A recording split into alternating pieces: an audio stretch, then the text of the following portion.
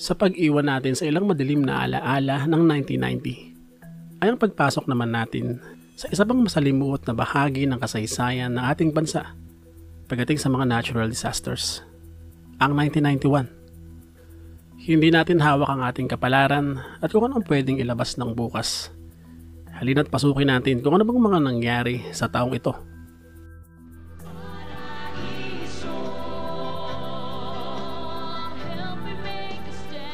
Sa taong ito ay na-launch ang ikalawang album ng singing group na Smoky Mountain, Ang Paraiso, sa ilalim ng Sony BMG. Wag ka, dahil ng album na ito ng Smoky Mountain ay umukit ng kasaysayan sa Philippine music. Ang album kasing ito ay naging isa sa pinaka-best-selling album sa ating bansa. At ito ay nai-release din sa bansang Japan noong 1992. Nagkaroon din kasi ng pagkakataong makapag-perform sa Japanese audience ang Smoky Mountain nang sila ay mag-participate sa NHK Kohaku o Tagasen. Sa mga Pilipino naman ay naging simbolo rin ang kantang Paraiso bilang isang pag-asa para harapin ng iba't ibang dagok ng buhay. Ang Maskman. Bagaman ito ay naipalabas na sa ABS-CBN noong 1990, taong 1991 naman nang ito ay magsimulang umere sa IBC 13. At dito sa pagkakataong ito ay mas lalong sumikat ang programa. Ang Maskman ay tinawag ding Laser Squadron Maskman. Ito ay agad na umani ng popularidad dahil ito ang kauna-unahang Super Sentai sa ating bansa na nagkaroon ng Tagalog dub. Sa taong ito ay nanatili si Jovito Salonga bilang presidente ng Senado, si Ramon Mitra bilang Speaker ng House of Representatives. Pero itong si Marcelo Fernan ay pinalitan nitong si Andres Narvasa bilang Chief Justice ng ating bansa ng buwan ng Disyembre. Nanatiling aalog-alog ang ating ekonomiya.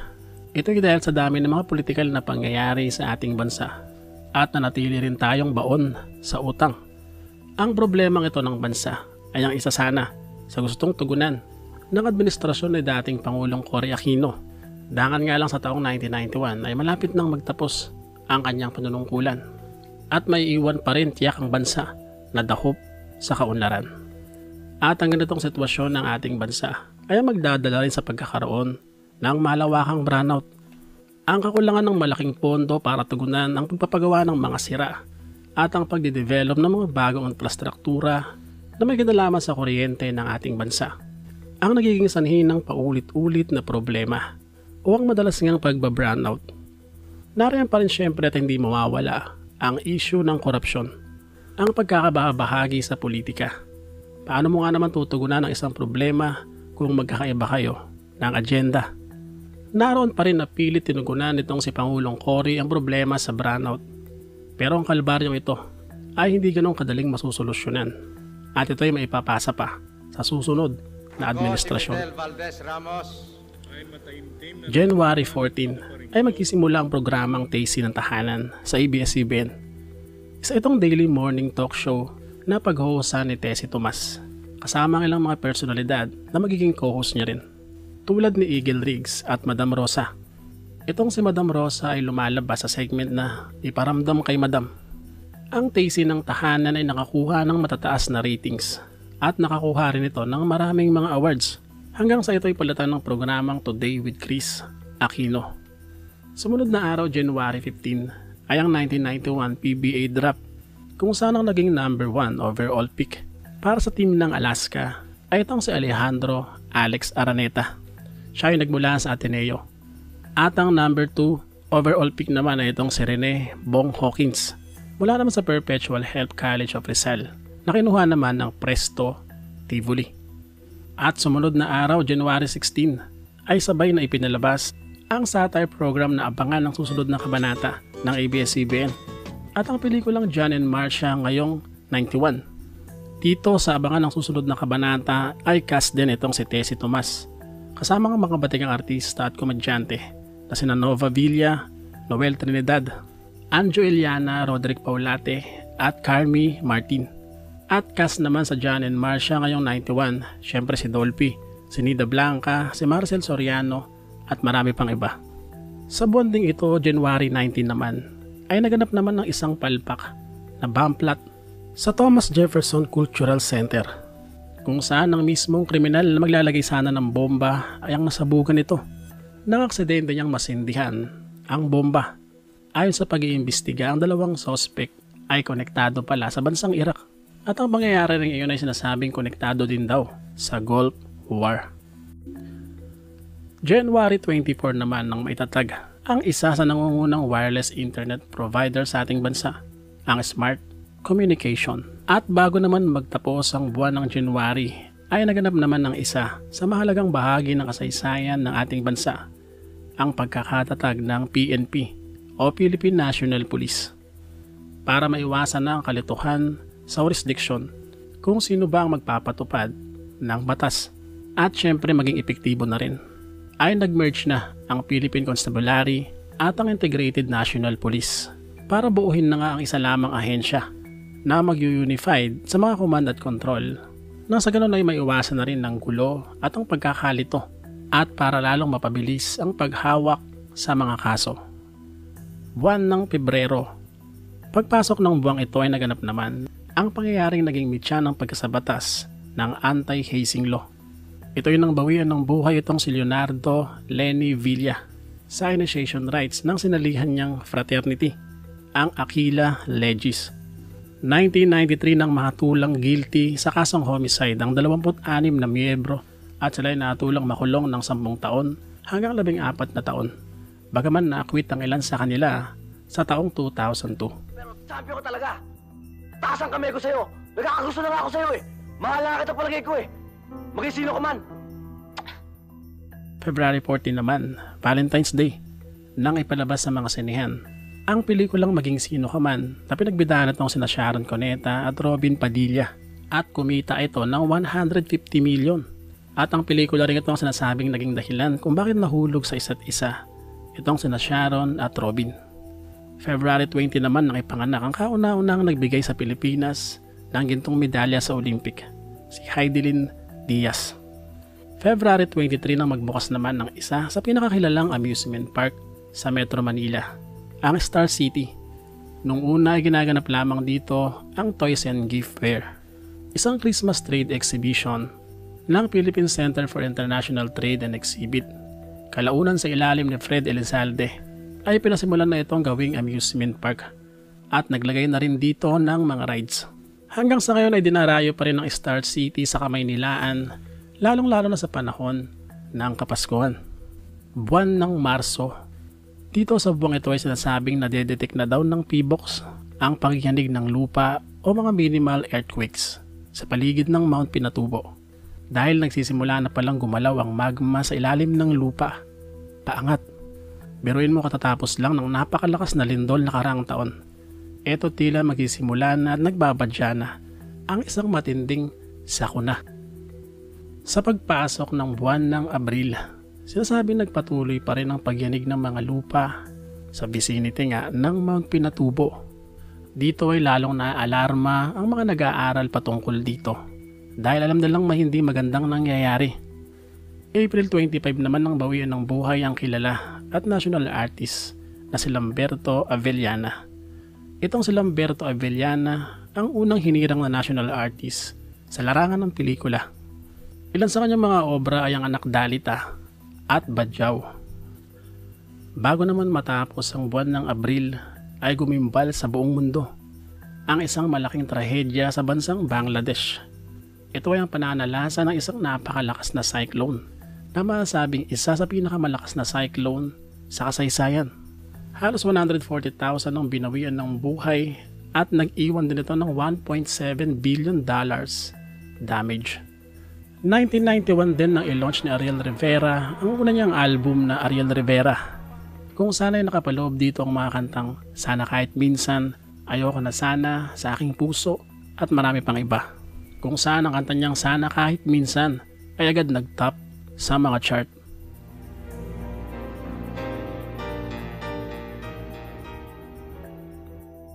Pagpasok naman ng buwan ng Mayo, May 15 na ina-launch naman ng ABS-CBN ang hahawak ng record ng the longest running drama anthology series sa ating bansa, ang Maalaala Mo Kaya, kung saan ang host nito ay si Charo Santos at ang pinakaunang episode nito ay pinamagatang Robert Shoes, na pinagbidaan itong sina Robert Arevalo, Romney Sarmienta at Vina Morales.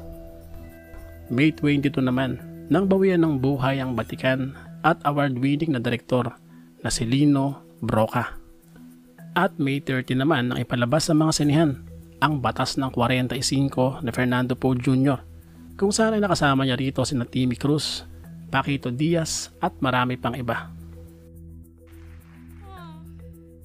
Pagpasok ng buwan ng Hunyo, June 2, nang matanggap ni Lea Salonga sa Tony Awards ang kanyang parangal bilang Best Actress sa musical sa role niyang Kim sa Miss Saigon. June 10 ay nagsimulang mag-evacuate ang mga sundalong Amerikano sa Clark. Ito ay dahil sa napipintong pagputok ng Mount Pinatubo. June 30 naman nang ipalabas sa mga sinehan ang Hihintayin Kita sa Langit na pinagbidahan naman itong sina Richard Gomez at Don Zulueta. June 15 nang tuluyan na nga pumutok ang Mount Pinatubo. Ang pagputok ng Mount Pinatubo ay agad naging problema sa mga mamamayan kung saan nagpalala pa dito ang pagdaan ng isang bagyo, ang bagyong Diding na dumaan sa Luzon. Ang sabay na pamiminsala ng dalawang natural occurrence ay ang lalong nagpahirap sa mga tao. Naghalo ang abo na mula sa bulkan sa tubig naman na mula sa bagyo, dahilan para lalong lumaki ang lawak ng pinsala at lumikha rin ang napakatinding pagdaloy ng lahar. Tinatayang mga nasa 40,000 na mga kabahayan ang nasira at mahigit 800 naman ang binawian ng buhay. $700 million naman ang halaga ng pinsala. June 28 naman ang magbukas ang SM Mega Mall, ang ikatlong SM Super Mall sa ating bansa. Ang SM Mega Mall ang naging pinakamalaking mall sa Pilipinas sa loob ng 17 taon hanggang sa maitayo ang Mall of Asia noong 2006. Isang malungkot at karumal-dumal na pangyayari naman ang naganap noong June 30, 1991 nang tatlong miyembro ng pamilyang Visconde ang pinaslang sa kanilang bahay sa BF Home sa Parañaque, ang mag-iinang sina Estrelita, Carmela at Jennifer Visconde. Sa pagkakataong ngayon ay nasa Estados Unidos ang ama ng tahanan na si Lauro Visconde at dito nagtatrabaho. Naging kontrobersyal ang kasong ito dahil malalaking tao na mula sa mga prominenteng pamilya ang sinasabing involved. Ito ay mula sa laysay ng star witness na si Jessica Alfaro. Matapos ang pagdinig sa kaso, ay natulang guilty ni Parañaque RTC Judge Amelita Tolentino sa kasong rape at homicide ang mga akusado. Kabilang dito ang sinasabing mastermind ng nasabing krimen na si Hubert Webb. Bagaman itinatanggi niya ang paratang at sinasabi niyang nasa Amerika daw siya nang mangyari ang krimen. Pero makalipas ang 10 taon, sa muling pag-aapilan ng pamilyang Webb at napawalang sala itong sina Hubert Webb at ang kanyang mga kaibigan. Bagaman kino-question ito ng ilang mga nakasubaybay sa kaso na hindi daw talaga patas ang hustisya sa ating bansa. Taong 2016 naman nang binawian na ng buhay si Lauro Visconde na hindi raw nakuha ang katarungan para sa kanyang pamilya. At ito na nga pagpasok ng buwan ng July, isang krimen na naman ang naganap. Nang mabaril at mapaslang nitong si Rolito Go, ang De La Salle University student na si Eldo Maguan sa isang road rage incident. Ito ay sa San Juan sa Metro Manila.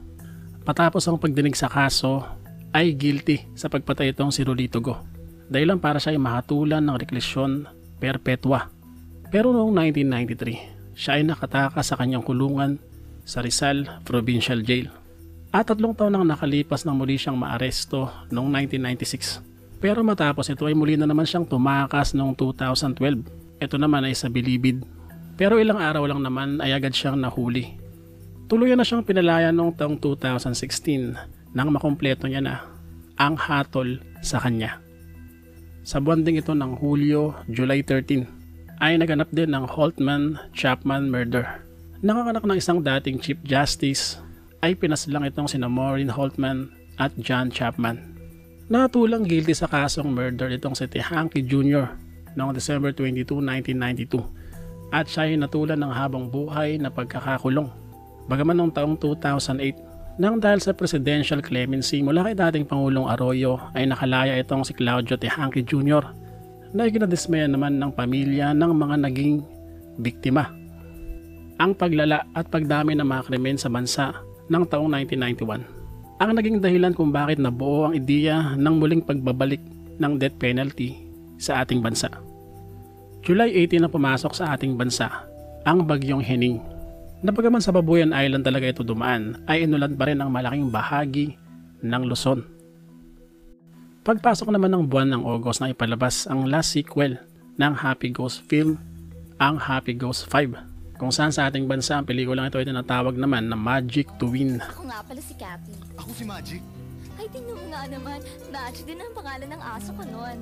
Ang pelikula ay pinagbibidahan at ng sina Raymond Wong at ng ABS-CBN actress na si Chris Aquino. Kwento ito ng isang asong si Magic na alaga nitong si Chris Aquino, kung saan ay humiling siya sa isang ghost na maging tao sa loob ng 49 days at muli niyang nakasama ang kanyang amo.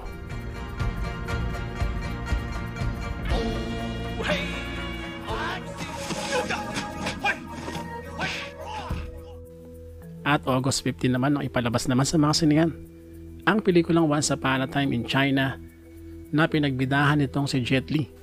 Ang pelikulang Once Upon a Time in China ay sinasabing isa na pinakasikat na martial arts o kung fu film sa ating bansa noong dekada 90. Bare months, September 16 nang tuluyang mabura ang proposal na RP-US Treaty of Friendship, Cooperation and Peace. Ito ang resulta ng 12-11 vote ng Senado, dahilan para tuluyan ng mapaalis sa ating bansa ang mga tropang Amerikano sa kanilang base sa Clark at sa Subic. Pero alam nyo ba na gusto sana ni Pangulong Cory na mag-stay pa sa ating bansa ang mga Amerikano ng kahit 10 taon pa sana? Kaya nga lang dahil sa nagkaroon na nga ng botohan sa Senado ay hindi na ito nangyari pa. Sa buwan ding ito, September 10, ay nirelease naman ang international band na Nirvana ang kanilang kantang Smell Like Teen Spirit na isa sa mga naging anthem ng mga rockista at ng mga mahilig sa grunge dito sa ating bansa. Hanggang sa ngayon ay patuloy ang kantang ito sa pagbibigay ng impluwensya sa mga papausbong na banda dito sa ating bansa. Buwan naman ng Oktubre, October 10, nang lagdaan na at gawin ng batas ang Republic Act 7160 na tinatawag din Bible Act of Local Governance. Ito ay para lalong pagtibayin ng higit na pamamahala sa mga LGUs o Local Government Units. October 27 naman, sa buwan ding ito, ay pumasok naman sa bansa isang bagyo, ang bagyong Trining, na kumuha ng 12 buhay. Hindi mo ba alam na may multo rito? May multong lumalabas rito? Ito. Kaya nga ako eh. Pag lumuronda ako rito at nag-i-inspeksyon ako, nagsasama pa ako ng pulis eh. Sige na, umuwi ka na sa inyo. Abay, mabuti pa nga siguro, no?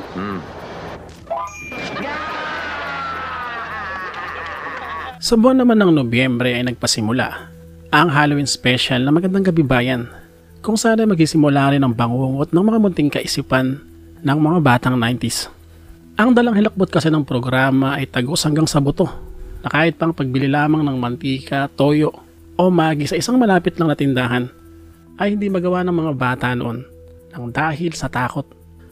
Ang 1991 Halloween special na ito ng MGB ay binubuo ng mga kwento patungkol sa engkantong itim at puti, lalaking kalahating tao, kalahating engkanto, ang mga kaluluwa sa Manila Film Center at ang White Lady sa Luwakan Road sa Baguio City. At matapos ang 1991 Halloween special ng MGB ay nagtuloy-tuloy na ito kada taon. At sa bonding ito ng Nobyembre 1991 ay lalo na tumitindi ang pamumulitika ng mga politiko sa ating bansa. Ito ay dahil sa nalalapit niyang 1992 presidential election. At November 3 naman nang bumalik na sa ating bansa si dating First Lady Imelda Marcos. Ito ay para harapin daw ang mga kasong ibinibintang sa kanya. November 5 naman, muli, sa isa na namang pagkakataon ay magaganap din ang isa pang madilim na bahagi ng kasaysayan ng ating bansa. Ang matinding landslide sa Ormoc City. Ito ay sa pagdaan ng bagyong Uring. Hindi pa man tayo nakaka-recover sa pagputok ng Mount Pinatubo at ang lindol nga noong 1990. At ito na naman tayo sa isang trahedya sa ating bansa.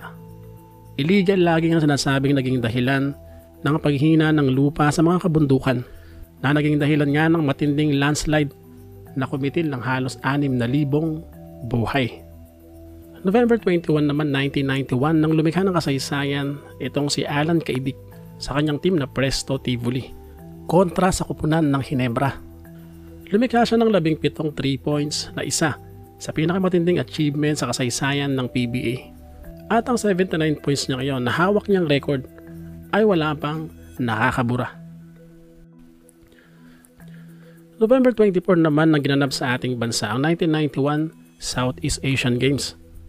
Ito ang pangalawang pag-host ng ating bansa ng SEA Games mula 1981. Kaya nga lang bagaman tayo ang host ng nasabing tournament ay naging pangalawa lang tayo sa rank. Kung saan ang nauna ay ang bansang Indonesia. Ang bansa natin ay nakakuha ng 91 golds, 62 silver at 86 bronze. Pagpasok naman ng buwan ng Disyembre, December 15, nang magtapos ng 1991 PBA season, kung saan ang hinilang na most valuable player ay itong si Alvin Patrimonio. Nag-champion ng Hinebra sa first conference, ang Pure Foods naman sa All Filipinos at ang Alaska sa third conference. Sa Metro Manila Film Festival naman ay nakasali naman ang mga pelikulang Contreras Gang, Darna na pinagbidahan ni Nanette Medved, One Tamad at Mr. Shuli, Mongolian Barbecue, Magdalena S. Palacol, Story, Okay Ka, Fairy Ko, Ang Totoong Buhay ni Pasita M at ang Shake Rattle and Roll, Part 3. Sa taong ito ay humakot ng parangalang pelikulang Ang Totoong Buhay ni Pasita M, kung saan ito ang tinanghal na Best Picture. Best Actress naman si Nora Honor na bumida rin sa nasabing pelikula. Best Actor naman itong si Eric Kison mula naman sa One Tamad at Mr. Shuli, Mongolian Barbecue. Kung i-analyze natin na isang madilim na bahagi ng kasaysayan ng ating bansa, ang taong 1991, bukod sa aalog-alog na nga ang ating ekonomiya, palaging walang kuryente ay sinalanta pa tayo ng mga natural disasters. Kaso bagaman ganon ay kailangan pagpatuloy natin ng buhay. Na ganoon naman talaga, pag nadadapa kailangan bumangon. Sa taong 1991 ay pinagdiwang natin ang Kapaskuhan. At bagaman maraming naging problema ay sinalubong pa rin natin ang may tuwa, ang taong 1992. Sa susunod ay alamin naman natin ang ilang mga pangyayari sa taong 1992. Ang 1992 Philippine Presidential Election, ang number fever ng kumpanyang Pepsi, at ang sama-sama nating pagtawa sa panonood ng mga America's Funniest Videos at marami pang iba. Muli maraming salamat sa inyong mga po sa inyong pagsama sa video natin sa araw na ito. At kung hindi ka pa nakakapag-subscribe, kailangan mo na mag-subscribe. Nang sa ganun ay masundan mo rin at mapanood mo pa ang ilang pa mga video na ipopost natin sa ating channel na katulad ng video na pinanood mo. At muli maraming salamat sa inyo mga paos at see you sa next episode. Bye bye.